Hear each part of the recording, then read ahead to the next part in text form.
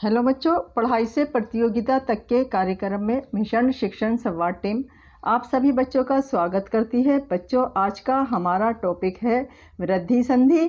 Sheet क्रमांक है 7, junior स्तर। चलिए शुरू करते हैं।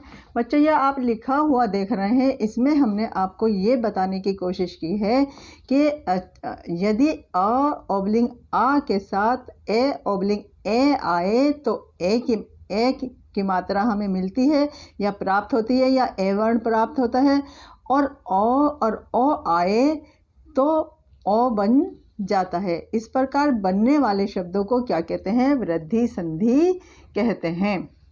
चलिए अब हम इसकी परिभाषा को देख लेते हैं कि सबसे पहले हम इसके नियम देखेंगे कि इसके नियम क्या हैं। वृद्धि संधि के कुछ नियम हैं, है ना।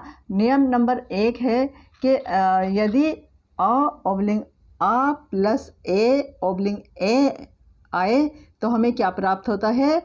ए प्राप्त होता है। और दूसरा इसका नियम है कि यदि a प्लस o आए तो क्या प्राप्त होता है? इन सभी के मिलने से हमें क्या प्राप्त होता है? ओ प्राप्त होता है। अब वृद्धि संधि के कुछ नियम हैं या कुछ रूप हैं, उनको भी हम देख लेते हैं।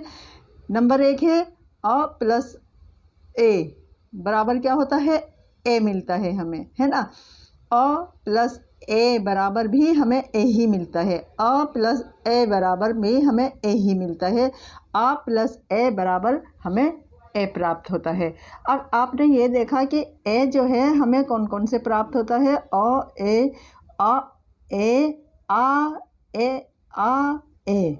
तो ये जो है हमें क्या प्राप्त होता है? इससे इनके मिलने से हमें ए प्राप्त होता है। ऐसे ही हम ये देखते हैं नीचे कि अ प्लस ओ मिलने से हमें क्या प्राप्त होता है? ओ प्राप्त होता है। अ प्लस ओ मिलने से ओ प्राप्त होता है। आ प्लस ओ से भी ओ ही मिलता है। आ प्लस ओ से भी हमें क्या प्राप्त होता है? ओ ही प्राप्त होता है। अब वृद्धि संधि की परिभाषा क्या है बच्चों? जैसा कि हमने अभी आपको बताया कि जब अ प्लस आ स्वर का मेल यानी कि संधि करते समय बाद वाले, है ना, पहला हमारा ध्वनि क्या होगी? अ या आ की ध्वनि होगी, और दूसरी ध्वनि हमारी क्या होगी? ए या ए की ध्वनि होती है। तो इन दोनों स्वरों के स्थान पर हमें क्या प्राप्त होता है? ए प्राप्त होता है। अर्थात आ प्लस ए बराबर क्या होता है? जैसे कि अभी हमने आपको नियम में बताया था, हमें ए ही प्राप्त होता है। इसी प्रकार आ और आ के बाद ओ स्वर मिले तो ओ हो जाता है। अर्थात आ प्लस ओ बराबर ओ होता है। तो इस प्रकार की संधि क्या कहलाती है? वृद्धि संधि कहते हैं। अब हम इसके कुछ उदाहरण देख लेते हैं कि इसके कुछ उदाहरण हैं। नियम के अनुसार हमने उदाहरण लिए हैं ये, तो हम इसको देख लेते हैं। पहला नियम है हमारा अ प्लस ए बराबर क्या हमें मिलता है? ए। तो हमारा जैसे तत्रैव, एक और हितैषी, हमने ये 3 शब्द लिए हैं, और यदि हम इनकी संधि करते हैं तो पहला हमारा जो पद है, जैसे हम यहाँ पर हम तत्रैव की संधि करते हैं, आपको दिखाते हैं कि तत्रैव की यदि हमने संधि करी, इसको 2 भागों में बांटा, तो पहला इसका पद हुआ तत्र और प्लस एव। तो तत्र में पहला जो हमारी ध्वनि है वो क्या है? अ की ध्वनि है, और दूसरे पद की जो पहली ध्वनि है वो काय की ध्वनि है? ए की ध्वनि है। तो यहाँ पर अ प्लस ए मिलकर क्या बन गया है? हमारा एम बन गया है। इसलिए ये यहाँ पर तत्र प्लस एव जो है तत्रैव लिखा गया है। यह आपकी समझ में आ गया होगा। चलिए अब हम इसका दूसरा नियम देखते हैं। दूसरा नियम है बच्चों कि अ प्लस ए बराबर भी हमें ए ही प्राप्त होता है। इसके हमने 3 शब्द लिए हैं, देवेश्वर्य,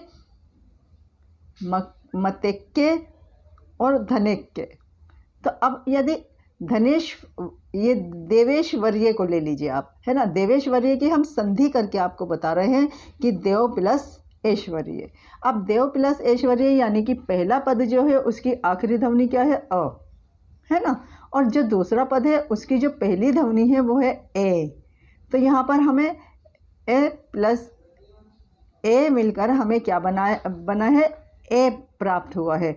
तो यहाँ पर देव प्लस ऐश्वर्य कैसे लिखा जाएगा? देवेश्वर्य। चलिए अब इसका तीसरा नियम देखते हैं हम। अ प्लस ए बराबर भी हमें ए ही प्राप्त होता है। जैसे मैं 3 शब्द बोल रही हूँ, सदैव, तथैव और महेषणा। अब चलिए हम यहाँ पर महेषणा की संधि करते हैं, तो महा प्लस ऐषणा। तो ये जो पहला पद है, इसकी जो आखिरी ध्वनि है वो क्या है? हमारी आ। और जो दूसरा पद है उसकी जो पहली ध्वनि है वो है ए। तो यहाँ पर आ प्लस ए के मिलने से हमें क्या प्राप्त हो रहा है? ऊपर देखिए कि हमें ए प्राप्त हो रहा है। तो ये महा प्लस ऐषणा जो है वो महेषणा लिखा जाएगा। चलिए अब इसका चौथा नियम देखते हैं हम।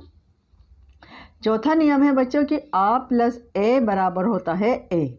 इसके 3 शब्द हैं, महेश्वर्य, राजेश्वर्य और गंगेश्वर्य। तो यहाँ पर महेश्वर्य के हम जो है उसको संधि विच्छेद करते हैं, महा प्लस ऐश्वर्य। अब पहला पद क्या है? महा है, तो इसकी जो आखिरी ध्वनि है वो है आ, और जो दूसरा पद है उसकी जो पहली ध्वनि है ए, है ना। तो यहाँ पर इन दोनों को मिलकर क्या बना है? हमारा ए बना है। तो महा प्लस ऐश्वर्य कैसे लिखा जाएगा? महेश्वर्य लिखा जाए। यह आपकी समझ में आ गया होगा। चलिए अब इसका 5वां हम नियम देखते हैं। 5वां नियम है बच्चों कि इसका अ प्लस ओ बराबर होता है ओ। तो इसके 3 शब्द मैं आपको बोल रही हूँ, बता रही हूँ, यहाँ पर लिखे हुए हैं, ये देखिएगा, जलोघ, परमोज और जलोस। यहाँ पर हम जलोस को लेते हैं। अगर हम जलोस की संधि करते हैं तो जल प्लस ओस, है ना। तो जल यानी कि आखिरी ध्वनि क्या है? ओ, और ओस में पहली ध्वनि कौन सी है? ओ। तो अ प्लस ओ मिलकर हमें क्या बना है? ओ बना है। तो जल प्लस ओस कैसे लिखा जाएगा? जलोस लिखा जाएगा, यानी कि बड़े ओ की मात्रा हमें लगानी होगी। इसका छठा नियम देख लेते हैं अब हम। छठा नियम है अ प्लस ओ बराबर होता है ओ। इसके 3 शब्द हैं बच्चों, वनौषध, ज्ञानौषधि और जलौषधि। अब हम यहाँ पर ज्ञानौषधि को ले लेते हैं, है ना। ज्ञानौषधि की हम संधि करते हैं, तो ज्ञान प्लस औषधि। तो ज्ञान में पहले पद की जो आखिरी ध्वनि है वो क्या है? अ, और दूसरे पद की पहली ध्वनि क्या है? ओ। तो अ प्लस ओ मिलकर हमें क्या प्राप्त होगा? ओ की मात्रा प्राप्त होगी। तो ज्ञान प्लस औषधि कैसे लिखा जाएगा? देखिए इस शब्द को बहुत ध्यान से देखिएगा, ज्ञान औषधि। ठीक है। अब इसका 7वां नियम देखते हैं बच्चों हम। इसका 7वां नियम क्या है? आ प्लस ओ बराबर ओ। जैसे इसके 3 शब्द हैं, महोज, गंगोघ, महोघ, है ना। अब हम ले लेते हैं गंगोघ को ले लेते हैं। हमने इसकी संधि विच्छेद किया। संधि विच्छेद हमने कैसे किया? गंगा प्लस ओघ। तो पहला पद जो है उसकी जो आखिरी ध्वनि है वो है आ, और दूसरा पद जो है उसकी जो पहली ध्वनि है वो है ओ। तो इन दोनों के मिलने से हमें क्या प्राप्त हुआ? ओ की मात्रा, बड़े ओ की मात्रा प्राप्त हुई हमें, है ना। अब यहाँ पर गंगा प्लस ओ कैसे लिखा जाएगा? गंगोध, क्योंकि यहाँ हमें आ प्लस ओ मिलकर हमारा क्या बन गया है? एक नया वर्ण ओ की मात्रा बन गई है। तो यह गंगोघ लिखा जाएगा। इसका 8वां नियम देख लेते हैं कि आ प्लस ओ बराबर होता है ओ, महोषधि, महोत्सुक्य और महोदार्य। अब इसका महोदार्य को ले लेते हैं हम, ठीक है। अब इसका महोदार्य को लिया तो यहाँ पर हमने इसकी संधि विच्छेद किया, तो पहला पद बना हमारा महा और प्लस औदार्य। तो महा में जो है देखिए आप, उसकी आखिरी ध्वनि क्या है? आ, और औदार्य में दूसरी ध्वनि क्या हुई? दूसरे पद की पहली ध्वनि क्या हुई? ओ। तो आ प्लस ओ मिलकर क्या बना? किसकी मात्रा प्राप्त हुई हमें? ओ की मात्रा प्राप्त हुई। तो ये महा प्लस औदार्य कैसे लिखा जाएगा? महोदार्य। ठीक है। तो ये बच्चों कुछ नियम थे।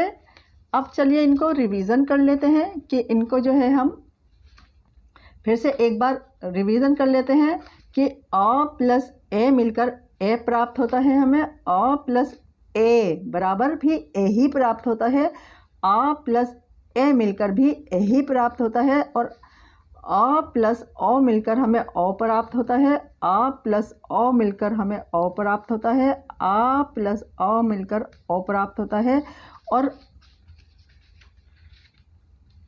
जो है आ प्लस ओ मिलकर भी हमें ओ ही प्राप्त होता है। बच्चों, इससे पहले की शीट में हमने आपको कुछ होमवर्क कार्य करने के लिए दिया था। चलिए अब हम उनके उत्तर देख लेते हैं। बच्चों, इसका पहला उत्तर है कि गुण संधि की परिभाषा हमें लिखनी थी। दो असमान स्वरों के मिलने पर दोनों नए तीसरे स्वर में बदल जाते हैं। इनकी पहचान संधि युक्त पद में ए तथा ओ की मात्रा होती है। अब दूसरा प्रश्न था उसका कि गुण संधि के सूत्र अ प्लस ई बराबर ए के 3 उदाहरण हमें लिखने थे। तो आ प्लस ई बराबर ए के 3 उदाहरण हैं। अप प्लस ईक्षा यानी कि अपेक्षा, उप प्लस ईक्षा यानी कि उपेक्षा, और गण प्लस ईश यानी कि गणेश। बच्चों, आज फिर हम आपको अभ्यास कार्य दे रहे हैं। इसका पहला प्रश्न है वृद्धि संधि की परिभाषा लिखिए, और दूसरा इसका प्रश्न है अ प्लस ओ बराबर ओ के 3 उदाहरण आपको लिखने हैं। तो ये था बच्चों आज का वृद्धि संधि, जिसे आपने विस्तार से इस वीडियो में देखा। आप सभी बच्चों का बहुत बहुत धन्यवाद।